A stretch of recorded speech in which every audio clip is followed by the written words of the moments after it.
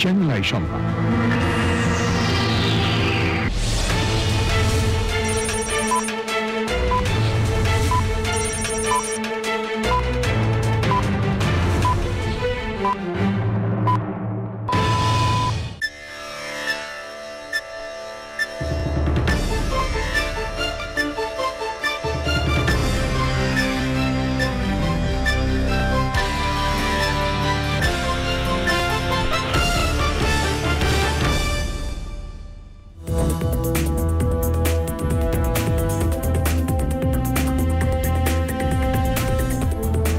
আসসালামু আলাইকুম প্রিয় দর্শক, চ্যানেল আই সংবাদে স্বাগত। আপনাদের সঙ্গে আছি আমি সামির হোসেন।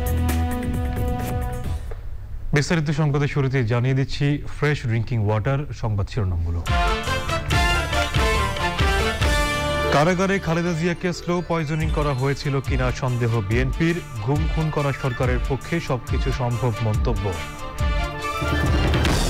সিটি কর্পোরেশনের গাড়ি চাপায় নটরডেম ছাত্র নিহতের ঘটনায় রাজধানীতে সড়ক অবরোধ, দাবি আদায়ে ৪৮ ঘন্টার আলটিমেটাম। স্বল্পোন্নত দেশ থেকে বাংলাদেশের উত্তরণের সুপারিশে জাতিসংঘের অনুমোদনে সংসদে কৃতজ্ঞতা, অর্থনৈতিক উন্নয়ন ও আয় বৈষম্য কমানো নিয়ে আলোচনা। এবং গুচ্ছ পদ্ধতিতে কৃষি সংশ্লিষ্ট বিশ্ববিদ্যালয়গুলোতে ভর্তিতে নানা ভোগান্তি, শিক্ষার্থীদের ভুলের কথা বলছে কর্তৃপক্ষ।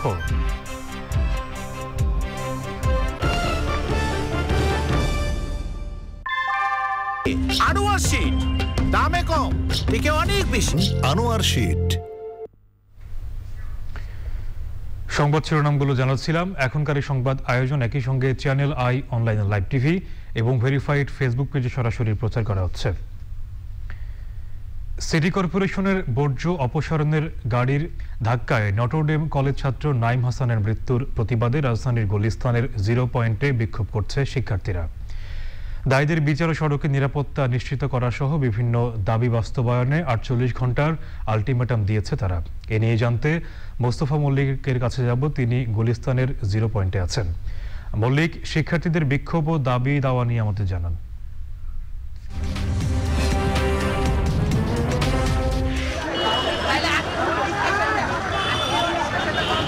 শিক্ষার্থীরা আজকে আসলে 10টা থেকে আন্দোলন শুরু করেছে নটরডেমের শিক্ষার্থীরা, এবং তারা বলছে যে তাদের যে বন্ধু গতকালকে সিটি কর্পোরেশনের গাড়িতে নিহত হয়েছে, তারা বলছে আসলে এটা একটা নিছক দুর্ঘটনা নয় এবং এটা একটা স্রেফ হত্যাকাণ্ড। একই সঙ্গে তারা সিটি কর্পোরেশনের দক্ষতা নিয়েও নটরডেমে যারা শিক্ষার্থী রয়েছে তারা প্রশ্ন করেছে যে একটি নিবন্ধিত গাড়ি, সেই গাড়ির যে চালক, সেই চালকের আসনে আরেকজন শ্রমিক কি করে বসা থাকে, এটা নিয়ে তাদের দক্ষতার প্রশ্ন তুলেছে। এবং আমরা দেখেছি যে মোড়ে মোড়ে আপনারা যেখানে দেখতে পাচ্ছেন যে শিক্ষার্থীরা রয়েছে, এটা শুধু এখানে নয়, তারা বিভিন্ন জায়গায় আন্দোলন করছে এবং তারা বলছে যে আসলে তাদের যে বন্ধুর প্রাণ কেড়ে নেওয়া হয়েছে, এজন্য 2018 সালে যে সড়ক নিরাপত্তা আইনের জন্য শিক্ষার্থীরা জোর দাবি জানিয়েছিল, সেই সড়ক নিরাপত্তা আইনগুলো যেন সরকার মেনে চলে এবং এজন্য 48 ঘন্টার একটি আলটিমেটাম তারা সরকারকে দিয়েছে।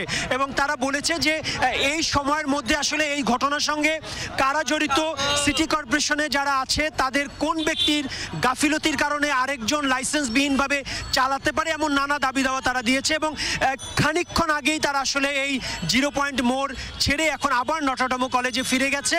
এর মধ্যে বিভিন্ন কলেজের শিক্ষার্থীরা তাদের আন্দোলনে অংশ নিতে চেয়েছিল, কিন্তু নটরডেম কলেজের শিক্ষার্থীরা বলেছে যে এটা একেবারেই তাদের আন্দোলন, অন্য কোনো শিক্ষার্থীদেরকে আসলে এখানে যদি তারা আসে তারা সাধুবাদ জানাবে, কিন্তু এই আন্দোলনে যেন তারা শারীরিকভাবে অংশ না নেয়। এবং তারা এও বলেছেন আজকের এই আন্দোলনের সঙ্গে হাফ পাস নিয়ে, অর্থাৎ অর্ধেক ভাড়া নিয়ে শিক্ষার্থীরা যে আন্দোলন করছে তারও কোনো সম্পর্ক নেই। তারা বলছে শুধু তারা তাদের বন্ধু হত্যার বিচার চাচ্ছে।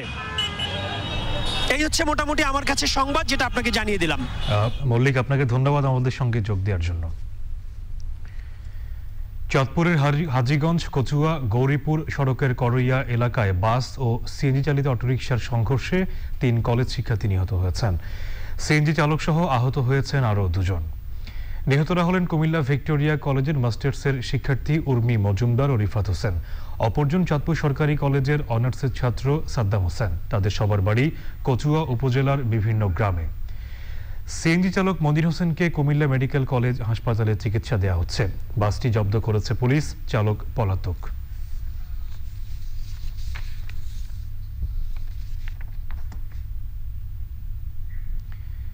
স্বল্পোন্নত দেশ থেকে বাংলাদেশের উত্তরণের সুপারিশ জাতিসংঘ সাধারণ পরিষদে অনুমোদন পেয়েছে। বুধবার সাধারণ পরিষদের ৭৬তম বৈঠকে ৪০তম প্লেনারি সেশনে এই ঐতিহাসিক সিদ্ধান্ত আসে। ৫ বছরের প্রস্তুতিকাল শেষে ২০২৬-এ বাংলাদেশের উত্তরণ কার্যকর হবে।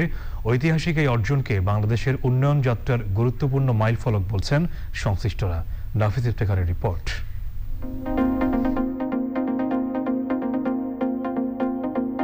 স্বাধীনতার সুবর্ণ জয়ন্তী উদযাপন করছে দেশ। সোনালী দিনে আরেকটি স্বর্ণালী অর্জন যোগ হলো দেশের ইতিহাসে। স্বল্পোন্নত দেশ থেকে বাংলাদেশের উত্তরণের সুপারিশ জাতিসংঘের সাধারণ পরিষদে পেল অনুমোদন। জাতিসংঘের অর্থনৈতিক ও সামাজিক পরিষদ এরই মধ্যে সুপারিশ অনুমোদন করেছে।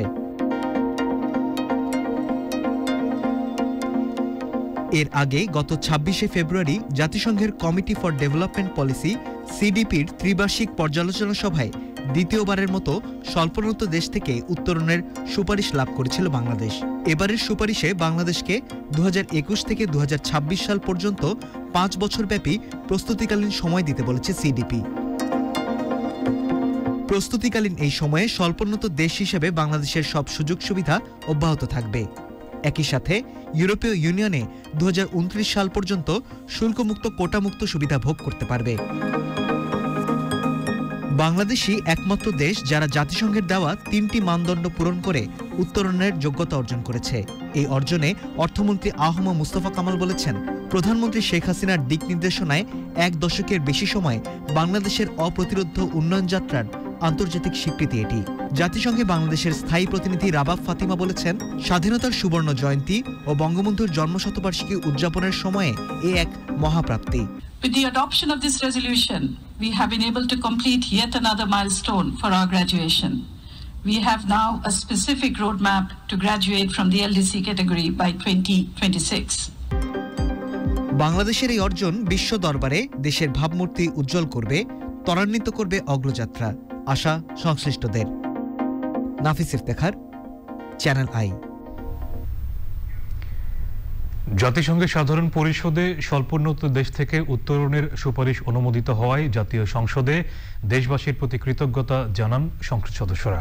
স্বাধীনতার সুবর্ণ জয়ন্তীর আলোচনায় উঠে আসে অর্থনৈতিক উন্নয়ন, একই সাথে বাড়তে থাকা আয় বৈষম্য, ধনী গরিবের সংখ্যা কমার বদলে উল্টো পথে চলার বিষয়টি। একই সাথে রাজনীতিকদের ক্ষমতাহীন করে ফেলার শঙ্কার কথাও বলেন কেউ কেউ। রিজভী নওয়াজের রিপোর্ট। স্বাধীনতার সুবর্ণ জয়ন্তী উদযাপনের অংশ হিসেবে জাতীয় সংসদে বিশেষ আলোচনা। বুধবার প্রধানমন্ত্রী শেখ হাসিনা কার্যপ্রণালী বিধির ১৪৭ বিধিতে ওই আলোচনা সূচনা করেন।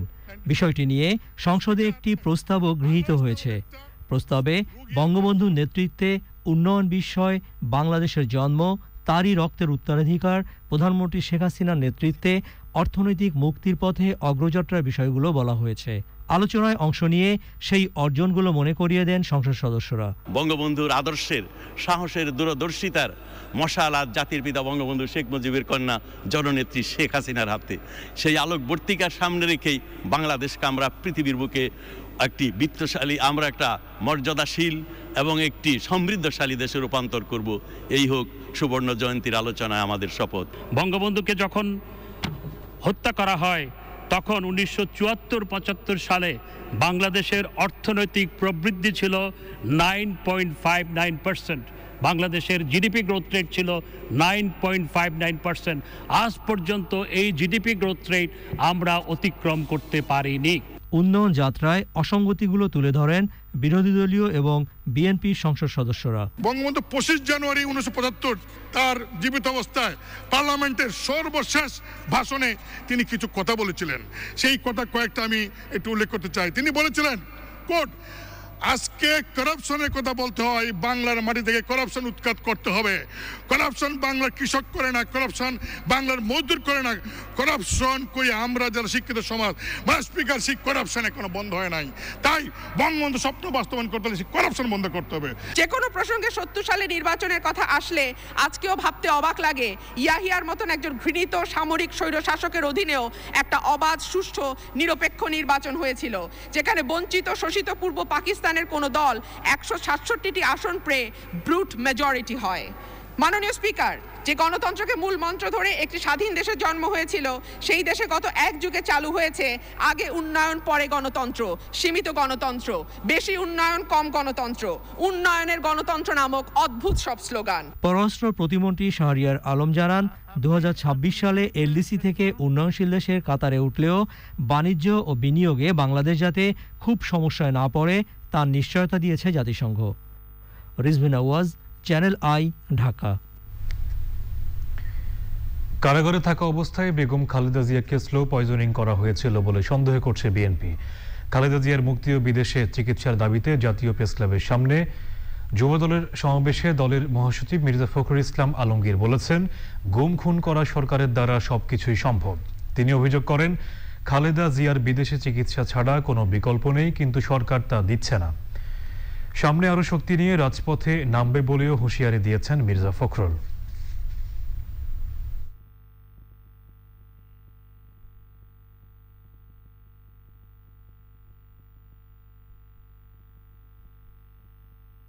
আমরা চাই যে আজকে এই সরকারকে আমরা ঘাট ধরে ফেলে দিই।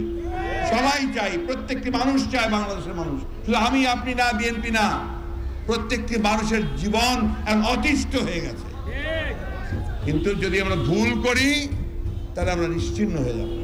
সুতরাং প্রত্যেকটি পদক্ষেপ অত্যন্ত ধৈর্যের সঙ্গে নিয়ে সাহসের সঙ্গে মোকাবেলা করতে হবে আমাদের, এবং সেই সাহসের সঙ্গে মোকাবেলা করে ইনশাআল্লাহ আমরা অবশ্যই জয়ী হব। শিক্ষার্থীদের সুবিধার কথা বিবেচনায় গুচ্ছ পদ্ধতিতে বিশ্ববিদ্যালয়ে ভর্তি পরীক্ষা হলেও কারো কারো ক্ষেত্রে এর উল্টো হয়েছে। কৃষি ও কৃষি সংশ্লিষ্ট বিশ্ববিদ্যালয়গুলোতে ভর্তি পরীক্ষায় ভোগান্তির নানা নজির মিলছে। তবে শিক্ষার্থীদের ভুলের কারণে এমনটা হয়েছে বলে জানিয়েছে কর্তৃপক্ষ। মুস্তফা মল্লিকের রিপোর্ট। আগামী 27 নভেম্বর গুচ্ছ পদ্ধতিতে কৃষি ও কৃষি সংশ্লিষ্ট 7টি বিশ্ববিদ্যালয়ের ভর্তি পরীক্ষা। এই পদ্ধতিতে দেশে দ্বিতীয়বারের মতো অনুষ্ঠেয় পরীক্ষায় ৩৫০০ আসনের বিপরীতে লড়বে প্রায় ৩৫,০০০ শিক্ষার্থী। শিক্ষার্থীদের নিজ জেলায় বা কাছের বিশ্ববিদ্যালয়ে এই পরীক্ষা অনুষ্ঠিত হওয়ার কথা থাকলেও অনেক শিক্ষার্থীরই পরীক্ষা দিতে যেতে হচ্ছে অনেক দূরে। বাড়ি ময়মনসিংহ, অথচ তাকে পরীক্ষা দিতে যেতে হবে পটুয়াখালীতে। এমন ঘটনাও ঘটতে যাচ্ছে। আমি ঢাকা আর মেডিকেলে এক্সাম দিছি, কিন্তু আমার মেইন টার্গেট কৃষি ভার্সিটি ছিল। এত আমি এর জন্য এতদিন প্রিপারেশন নিছি, কিন্তু যখন সিট প্ল্যানিং আসলো আমার সিট পটুয়াখালীতে পড়ছে। যেহেতু আমার বাসা ময়মনসিংহ, তো এত দূরে পটুয়াখালী যাওয়া আমার পক্ষে সম্ভব না, আর আমাকে এখানে কেউ নিয়ে যাওয়ার মতোও নাই। তো এত প্রিপারেশন নেওয়ার পরেও আমি এক্সামটা দিতে পারছি না। ঢাকায় হলে দিতাম, ঢাকার মধ্যে হলেই দিতাম, কিন্তু এখন তো পটুয়াখালী পড়ছে, এজন্য যেতে পারতেছি না। বিষয়টি দুঃখজনক বলছে বিশ্ববিদ্যালয় মঞ্জুরি কমিশন। এখন তো খালি পরীক্ষাটা যে দিবে, এখন তো সব প্রস্তুতি নিশ্চয়ই হয়ে গেছে। জি স্যার। হ্যাঁ, এখন তো একটু লেট আর কি। আসলে তাদের হচ্ছে একটু প্র্যাকটিক্যালিটিটা চিন্তা করে একটু করতে পারলে তো ভালো ছিল। এর আগে গুচ্ছ পদ্ধতির এই পরীক্ষায় সমন্বয়কের দায়িত্ব পালন করেছে বাংলাদেশ কৃষি বিশ্ববিদ্যালয়। উপাচার্য বলছেন, শিক্ষার্থীর কারণেই এমন বিপত্তি। ময়মনসিংহ থেকে পরীক্ষা দেওয়ার জন্য পটুয়াখালী কিংবা প্রত্যন্ত অঞ্চলে যাবে, এটা আসলে কতটা যৌক্তিক? আবার এটা কেনই বা হলো? এবারে একটু হলো কি, ওই ডাউনলোড করা সংক্রান্ত বিষয়ে একটু জটিলতা হয়েছিল। পরবর্তীতে ডাউনলোড করার সুযোগ নেওয়ার কারণে একটু এটা কিছুটা জটিলতা হতে পারে, কিন্তু তার সংখ্যা বেশি নয় আসলে, এবং এটা একটু অ্যাকোমোডেট করে নিতে হবে। আসলে আমরা আশা করছি যে এবারও আমরা সফলতার সাথে এটা সুন্দরভাবে আমরা করতে পারবো। গুচ্ছ পদ্ধতিতে ভর্তি পরীক্ষা সুষ্ঠুভাবে সম্পন্ন করতে সবার সহায়তা চেয়েছে বিশ্ববিদ্যালয় কর্তৃপক্ষ। Mustafa Mallick, Channel i, Dhaka. মাঠের মতোই অনেক ছাদকৃষিতেও এই অগ্রহায়ণে শোভা পাচ্ছে কাঁচা পাকা আম। নানান ফল ফসলের সঙ্গে এখন 12 মাসি আম গাছ এখন ছাদকৃষির আকর্ষণীয় অংশ হয়ে উঠেছে। শাইখ সিরাজের ছাদকৃষি রিপোর্ট। কাটিমন আর লুবনা সহ নানা জাতের 12 মাসি আম ছাদকৃষিতে। ধানমন্ডির শফিকুল ইসলামের এক যুগের এই ছাদকৃষিতে নানা আয়োজনের ভেতরে আকর্ষণীয় হয়ে উঠেছে বছরব্যাপী আম প্রাপ্তির বিষয়টি।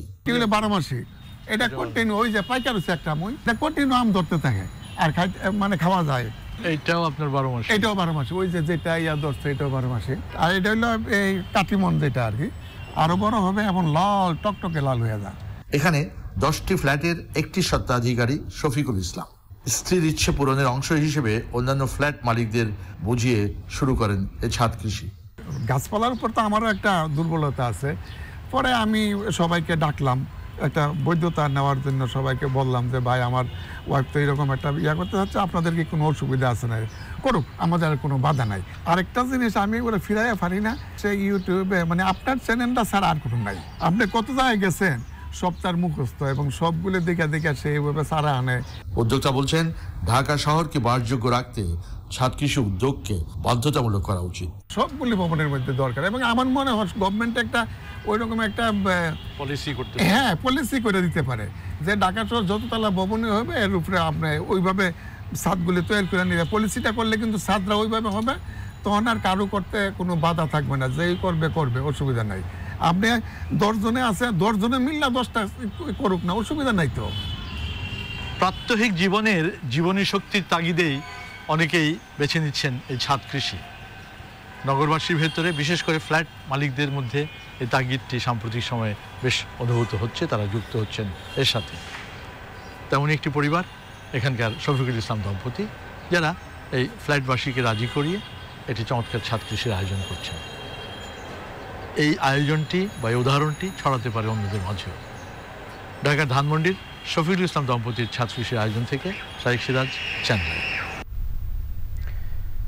দর্শক, বিস্তারিত ছাদ কৃষি প্রতিবেদনটি দেখবেন আজ বিকেল 3টা 5 হৃদয় মাটি ও মানুষের ডাক অনুষ্ঠানে। বাংলাদেশ ও পাকিস্তানের 2 ম্যাচ টেস্ট সিরিজের পর্দা উঠছে শুক্রবার সকাল 10টায় শুরু হবে ম্যাচ। সকাল থেকে চট্টগ্রামের জহুর আহমেদ চৌধুরী স্টেডিয়ামে শেষ প্রস্তুতি সারছে 2 দল। জহুর আহমেদ চৌধুরী স্টেডিয়ামে থেকে সাদি মাহমুদ জানাচ্ছেন 2 দলের প্রস্তুতির আপডেট। সাদি, প্রস্তুতি আর প্রত্যাশা নিয়ে কি বলছেন অধিনায়ক মমিনুল হক?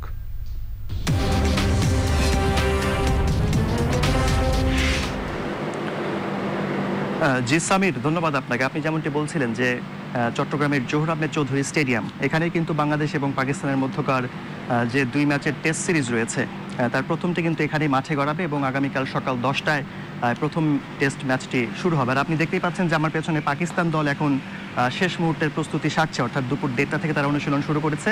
তারা অনুশীলন করবে বিকেল 5টা পর্যন্ত।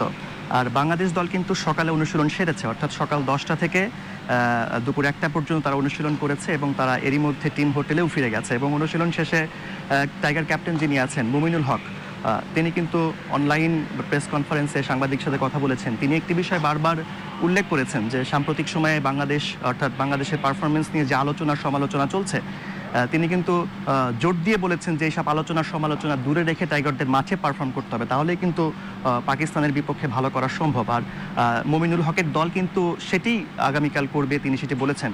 মমিনুল হক আরেকটি বিষয় উল্লেখ করেছে, যেহেতু এই দলটি তারুণ্য নির্ভর একটি দল, সিনিয়র বলতে কেবল মমিনুল এবং মুশফিক, এই 2 ব্যাটারের দিকে না তাকিয়ে যারা তরুণ যারা আছেন তাদেরও আসলে ভালো ব্যাটিং করতে হবে, তাহলেই কিন্তু পাকিস্তানের বিপক্ষে ভালো করা সম্ভব।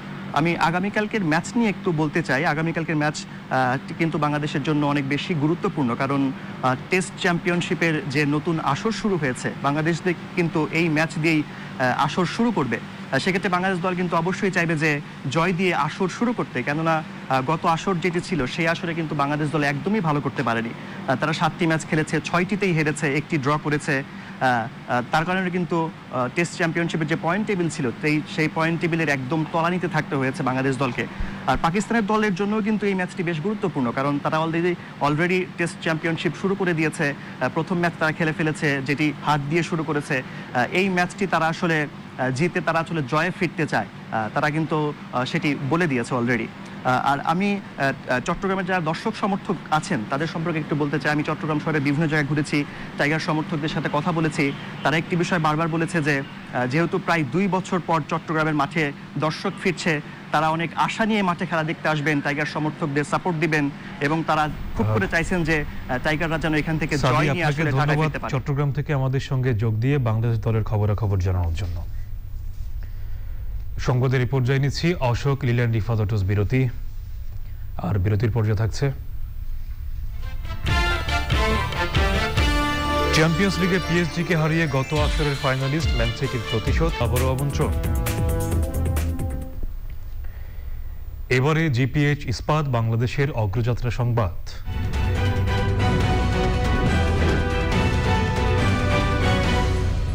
নির্মাণে প্রচলিত স্টিল বেছে নেবেন নাকি বেছে নেবেন এশিয়ার প্রথম কোয়ান্টাম ইলেকট্রিক আর্ক ফার্নেসে তৈরি বিশ্ব সেরা স্টিল।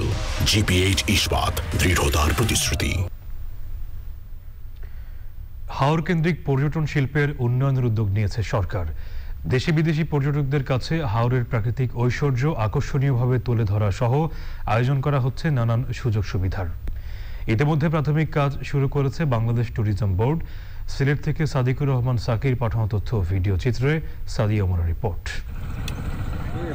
সুনামগঞ্জ, মৌলভীবাজার, হবিগঞ্জ, নেত্রকোনা, সিলেট, কিশোরগঞ্জ, ব্রাহ্মণবাড়িয়া এই ৭ জেলার ৭,৮৪,০০০ হেক্টর জলাভূমিতে ৪২৩টি হাওর। এই নিয়ে হাওর অঞ্চল। এর মধ্যে ২১৮টি রয়েছে সিলেট বিভাগে। হাওর অঞ্চলের অনেক বৈচিত্র্য রয়ে গেছে পর্যটকদের জানার বাইরে।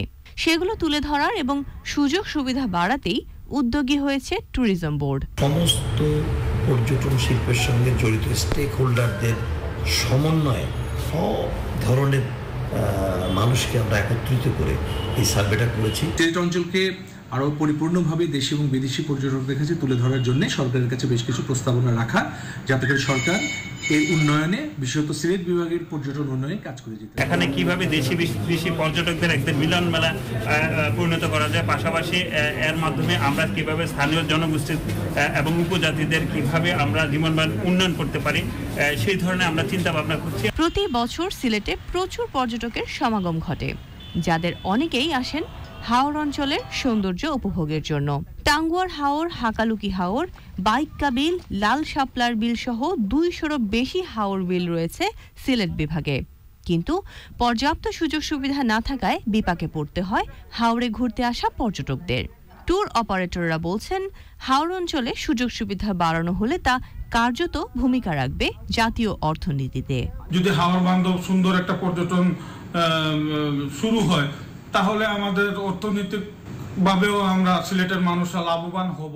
নতুন আঙ্গিকে এই হাওরকে সাজিয়ে বিদেশি পর্যটকদের নিয়ে এসে আমরা কিন্তু অনেক লাভবান হতে। বিশ্বে পর্যটনই হচ্ছে একক বৃহত্তম কর্মসংস্থান ভিত্তিক সেবা শিল্প।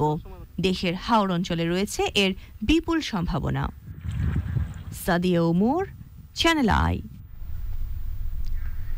এবারে ইন্ডিক্যাফে গ্লোবাল সিল্ক সিটি সংবাদ।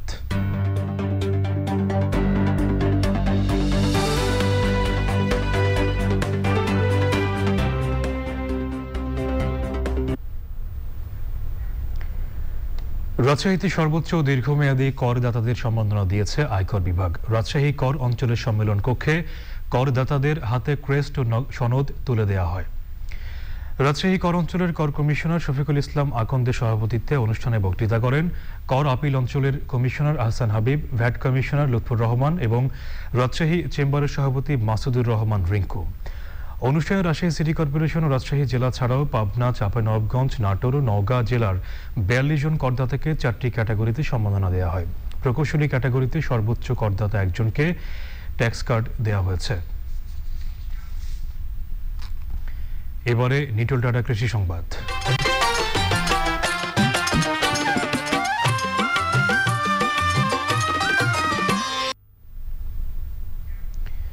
গম ভুট্টা চাষে কৃষকের আগ্রহ বাড়ছে গবেষণা উৎকর্ষ। দিনাজপুরের গম ভুট্টা গবেষণা ইনস্টিটিউট উদ্ভাবিত নতুন নতুন জাত ও চাষ কৌশল কৃষকের জন্য লাভজনক হয়ে উঠেছে। গবেষণা সাফল্য বাড়ছে ভূমির উর্বরতাও। এবারে প্রকৃতি সংবাদ।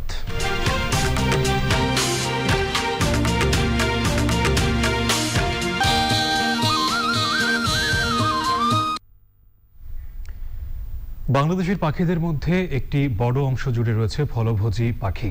এসব পাখির খাদ্যের প্রধান অংশ বিভিন্ন উদ্ভিদের ফল ও বীজ। তবে ফলদ উদ্ভিদ বৈচিত্র্য কমে যাওয়ায় খাদ্য সংকটে বিপন্ন ফলভোজী পাখিরা। প্রকৃতি সংবাদে ফলভোজী পাখিদের নিয়ে শিহাব খালেদিনের ডেস্ক রিপোর্ট।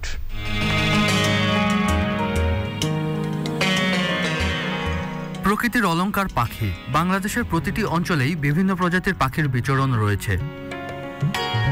খাদ্যাভ্যাসের উপর ভিত্তি করে এসব পাখি বিভিন্ন দলে বিভক্ত। এদের মধ্যে অন্যতম ফলভোজী পাখি, যাদের খাদ্যের মূল উপাদান বিভিন্ন উদ্ভিদের ফল ও বীজ।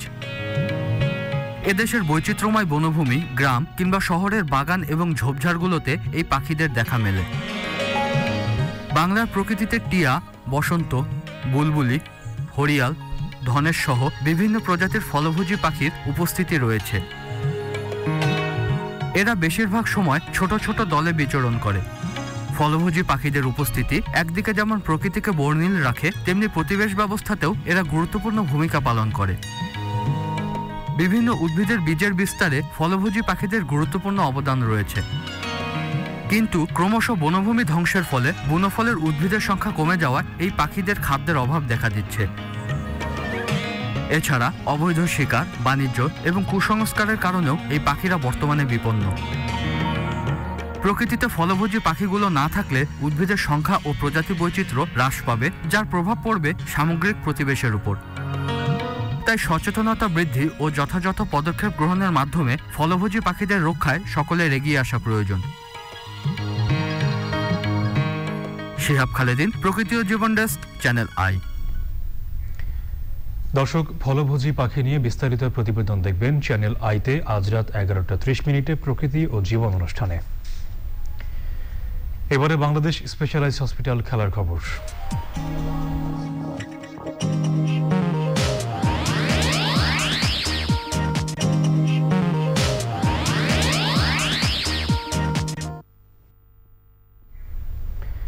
মেসির পিএসজির কাছে গ্রুপ পর্বের প্রথম রাউন্ডে হারের বদলা নিয়েছে চ্যাম্পিয়ন্স লিগের গত আসরের ফাইনালিস্ট ম্যানচেস্টার সিটি। পিছিয়ে পড়েও তারা 2-1 গোলে পিএসজিকে হারিয়ে এ গ্রুপের চ্যাম্পিয়ন হয়ে রাউন্ড অফ 16-এ উঠেছে। রানার্স আপ হয়ে ম্যান সিটির সঙ্গী হয়েছে পিএসজি। শরীফ তিরাসপোলোকে হারিয়ে ডি গ্রুপের সমীকরণও পাল্টে দিয়েছে রিয়াল মাদ্রিদ।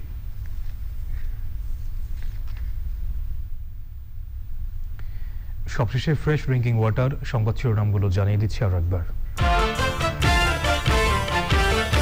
কারাগারে খালেদা জিয়াকে স্লো পয়জনিং করা হয়েছিল কিনা সন্দেহ বিএনপির। গুম খুন করা সরকারের পক্ষে সবকিছু সম্ভব মন্তব্য। সিটি কর্পোরেশনের গাড়ি চাপায় নটরডেম কলেজ ছাত্র নিহতের ঘটনায় রাজধানীতে সড়ক অবরোধ, দাবি আদায়ে 48 ঘন্টার আলটিমেটাম। স্বল্পোন্নত দেশ থেকে বাংলাদেশের উত্তরণের সুপারিশে জাতিসংঘের অনুমোদনে সংসদে কৃতজ্ঞতা। অর্থনৈতিক উন্নয়ন ও আয় বৈষম্য কমানো নিয়ে আলোচনা। এবং গুচ্ছ পদ্ধতিতে কৃষি সংশ্লিষ্ট বিশ্ববিদ্যালয়গুলোতে ভর্তিতে নানা ভোগান্তি, শিক্ষার্থীদের ভুলের কথা বলছে কর্তৃপক্ষ।